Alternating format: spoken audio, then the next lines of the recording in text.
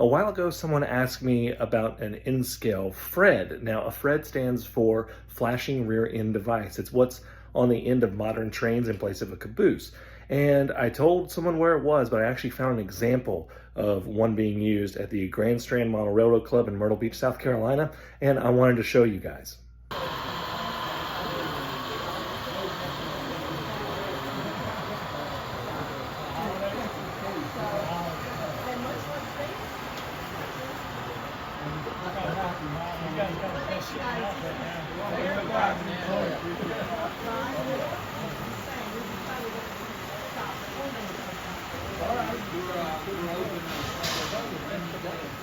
So there you go. There is a flashing rear end device in N scale.